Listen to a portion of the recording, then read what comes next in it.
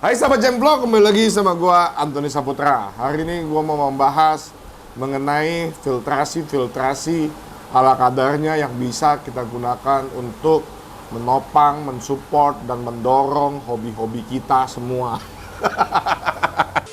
Nah, sahabat Jemvlog, sebelum kita mulai videonya, gua pribadi terdorong dan juga tergelitik hasil pertanyaan-pertanyaan dan diskusi-diskusi dari teman-teman semua dari grup Facebook yang gua buat, yaitu The Real Hobby by Jemvlog. Nah, di sana banyak banget yang sharing-sharing dan segala macam di situ.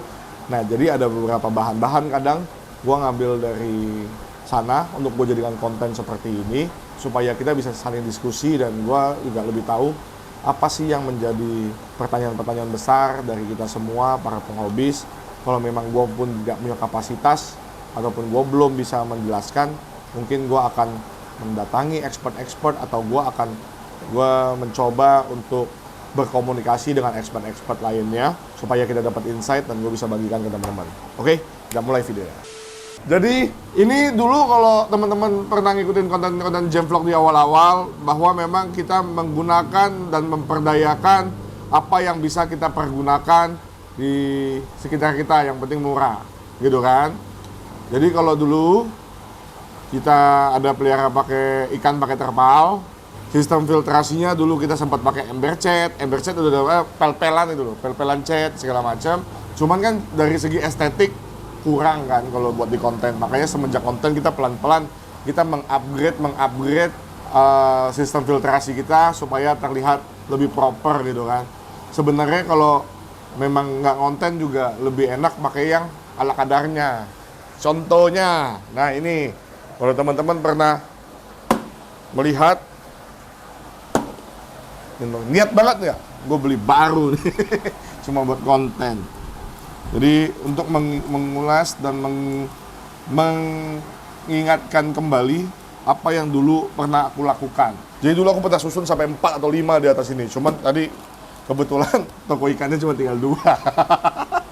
Jadi ini mendadak banget belinya, sore-sore tadi suruh si Andra beli. Jadi ada apa dengan box ini? Jadi gue ceritakan tadi kan sebelum menggunakan ini, awalnya gue menggunakan ember cat yang gue bolongin bawahnya, habis itu bisa ngucur ke kolam terpal. Nah itu kan sangat murah. Kalau ember cat mungkin kita bisa minta sama teman-teman atau tetangga-tetangga yang mungkin lagi renovasi rumah. Tapi seiring berjalannya waktu kan pelan-pelan kita upgrade.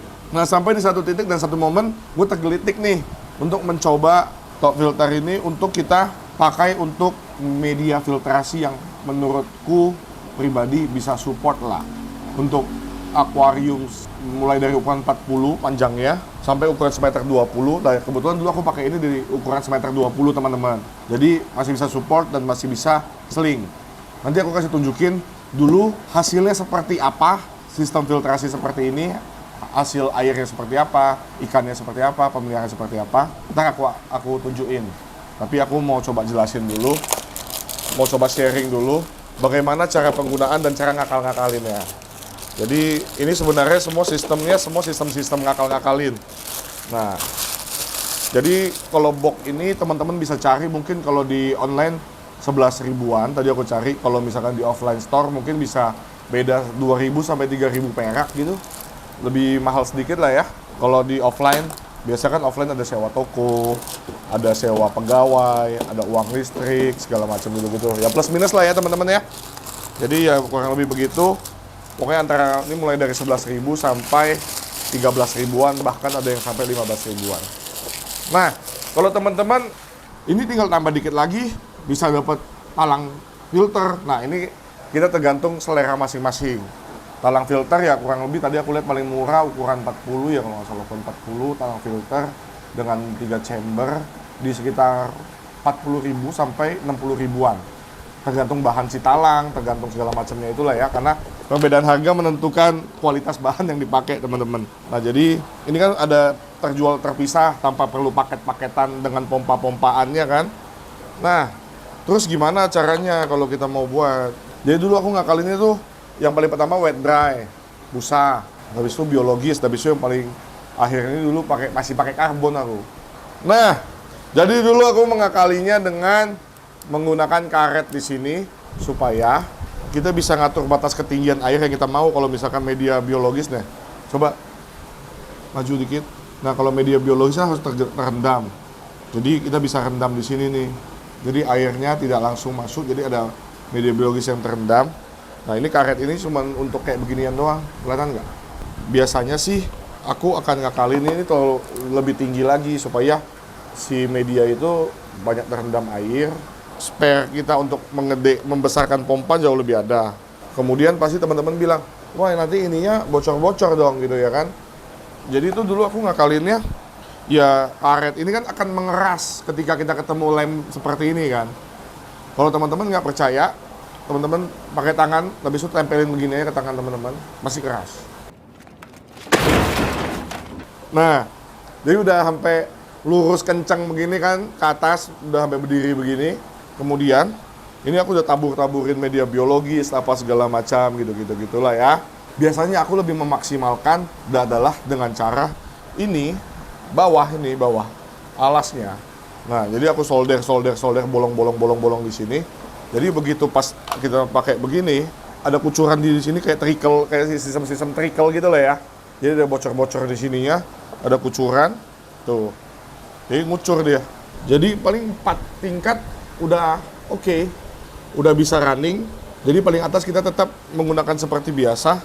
Kalau di paling atas tuh aku selalu pakainya begini nih teman-teman. Jadi tetap seperti ini, langsung pakai kapas doang. Kalau enggak, aku biasanya pakai jet mat dulu atasnya di sini. Habis itu aku kasih kapas. Jadi tetap benar-benar wet dry. Jadi kita menciptakan rumah bakteri, rumah susun. Bukan rumah bakteri, rumah susun bakteri. Menghemat space, menghemat biaya gitu kan. Jadi serba ekonomis nih pada zaman itu. Gitu teman-teman. Nah, itu menciptakan hasil yang seperti ini.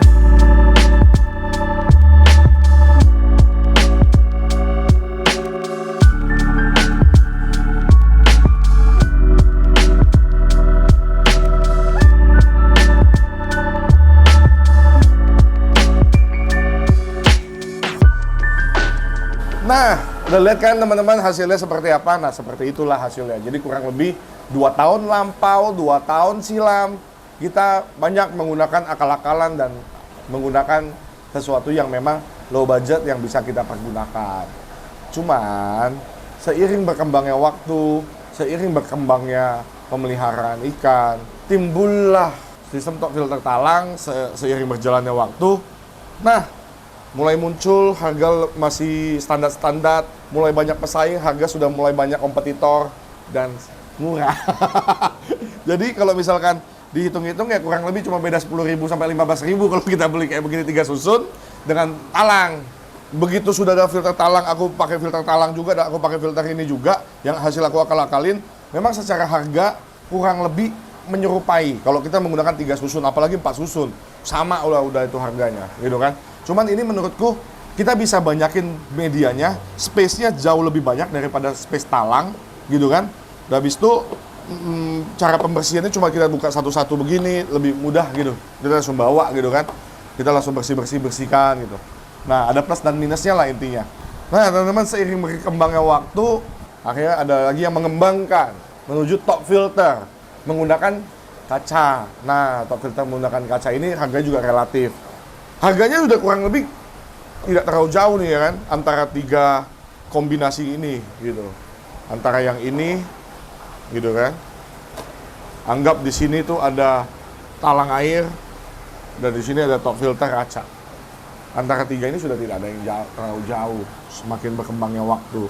Nah, ini anggaplah dulu nih galon atau ember pel-pelan secara estetika gitu ya kan. Ini yang kita bolongin bawahnya, ini kita kasih media, air masuk lewat sini dan ini ngucur di sini gitu kan. Nah, ini akal-akalan. Nah, ini mulai agak proper. Dan ini paling proper. Ini talang dan juga ini top kaca.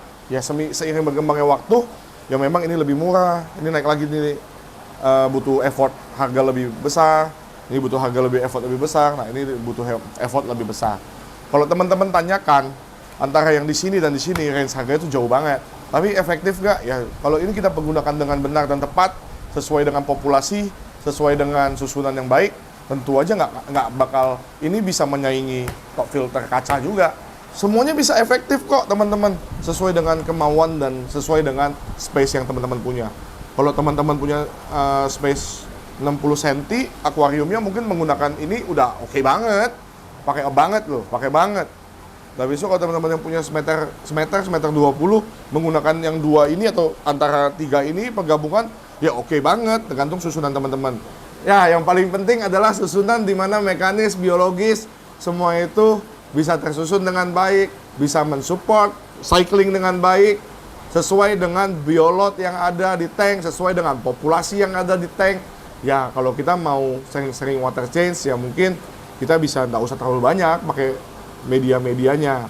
Nah kalau sekarang ini kan aku ada beberapa pakai top filter tuh seperti yang ada di tank itu, dengan populasi ikan yang tadinya juga kita taruh lumayan besar, lumayan banyak, dan habis itu dengan biolot yang lumayan juga, tapi kita hanya menggunakan top filter seperti itu, sudah bisa. Jadi memang ada plus dan minus di mana kita menggunakan top filter ini butuh space yang banyak, dan juga pakai Lavarok butuh lebih besar juga, butuh lebih tinggi susunannya. Kalau teman-teman menggunakan media lain yang lebih SSA-nya lebih besar gitu kita bicara ya, kita menggunakan SSA yang lebih besar. Udah besok kita mungkin cuma 2 susun ini udah oke, atau enggak menggunakan talang dengan talang yang biasa aja sudah oke. Kemudian apalagi top filter seperti yang aku pakai sekarang ini ya sudah support banget. Makanya kalau teman-teman melihat dan teman-teman memperhatikan di 8 bulan sampai 1 tahun setengah lalu lah, dan membandingkan secara visual antara air yang dulu waktu semenjak dulu suka konten-konten sama sekarang ini, pasti secara visual aja air sudah beda banget dengan penyempurnaan pemeliharaan yang memang gue lakukan dan gue pelajari selama gue melakukan hobi ini. Jadi terus berkembang, trial and error pun terus terjadi, sehingga bisa terus menyempurnakan. Apakah saat ini sudah sempurna?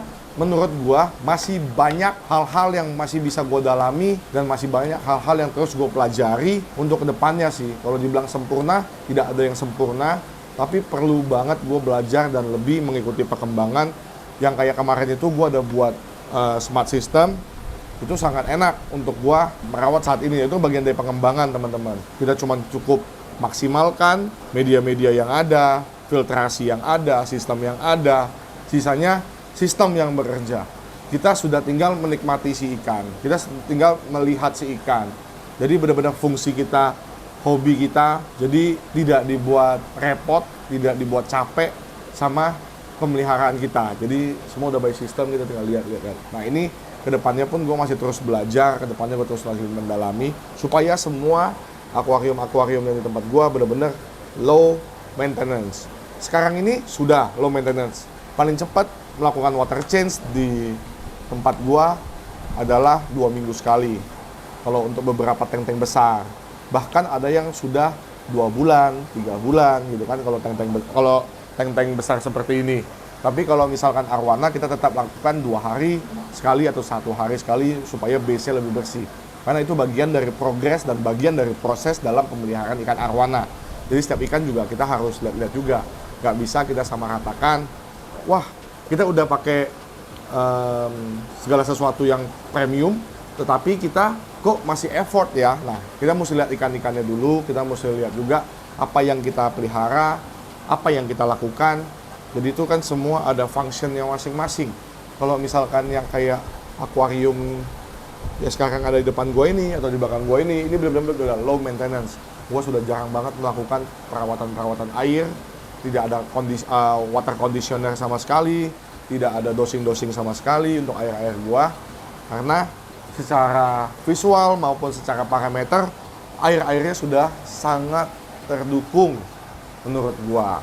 Dan juga bisa dilihat dari ikan-ikannya lah, tetap grow, habis itu tetap berkembang.